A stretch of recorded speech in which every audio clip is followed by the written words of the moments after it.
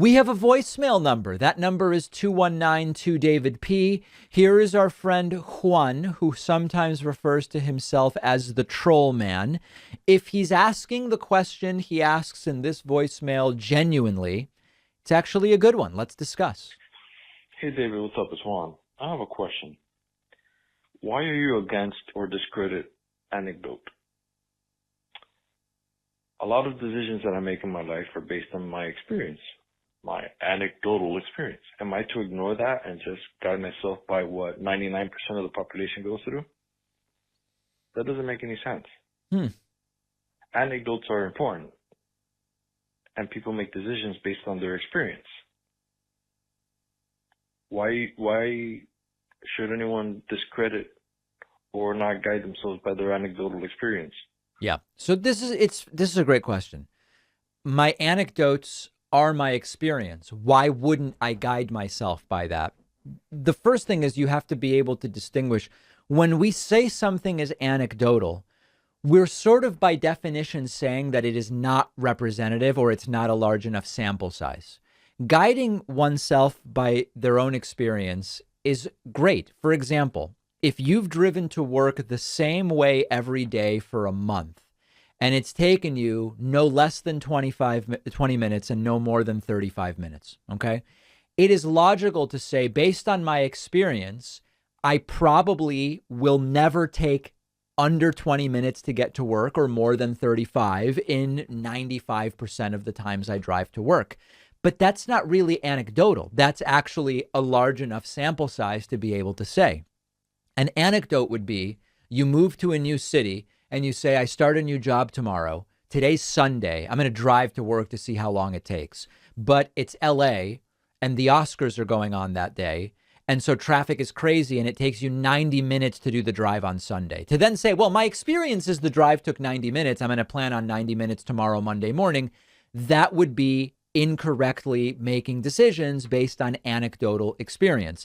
Personal experience can be anecdotal or it can be comprehensive. Anecdotes aren't useful for causation. Okay. I have a headache. I eat 5 lemons and the headache goes away. And I go, lemons must prevent headaches. Well, headaches usually go away on their own anyway. That one anecdote doesn't tell me that lemons cure my headache, even though it was my quote experience. It was an anecdotal experience. You really need a double-blind, randomized controlled trial to look at that. And then you also have to consider that headache is a condition. We have a regression to the mean where it typically goes away and people go, I no longer have a headache, even if you do nothing. Anecdotes aren't controlled. They're not representative. They're often a sample size of 1 or 2, or, they're also not systematically collected. Lots of people told me when they get a cold, they make a tea from the leaves of Dostoevsky novels. They drink it and the cold goes away within a couple days. Well, it's a biased group of people who tried something weird. They might be particularly interested in telling others about it. Whereas lots of people get a cold and they go, there's no treatment for it. I'm going to wait 3 to 5 days and then it'll be gone. And they don't mention to you, hey, you know what? Nothing I tried worked. So the cold eventually went away. So these are not systematically collected anecdotes. So I hope that what I'm saying is clear. But when Juan says, what's wrong with anecdotes? Anecdotes are my experience. Experience can be anecdotal or it can be comprehensive. I'll give you another example.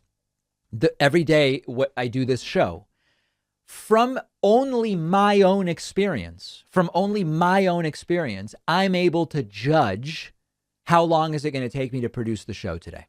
Okay. And the show itself is 55 minutes. And then we do a 15-minute bonus show and whatever. That's an hour and 10 minutes, but I know there's breaks and whatever. So I go, listen, I need just under 2 hours to produce the show. It's only based on what I've experienced, but it's not anecdotal in the sense that it's a comprehensive experience over years of doing this, and it is of predictive value. It's different than if you say, hey, David, today you're hosting some other show. And I do it once and it takes me 4 hours and I go, I guess this show takes 4 hours to produce. Well, no, it was your first time doing it. You're not experienced at doing it yet. That's the difference. I hope that it's clear. We have a great bonus show for you today.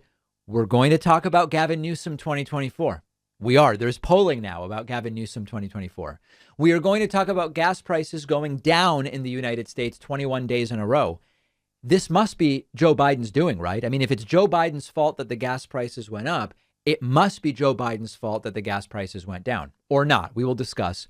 And we will also give you the latest with basketball player Brittany Griner, who has written a letter to Joe Biden asking for help. All of those stories and more on today's bonus show.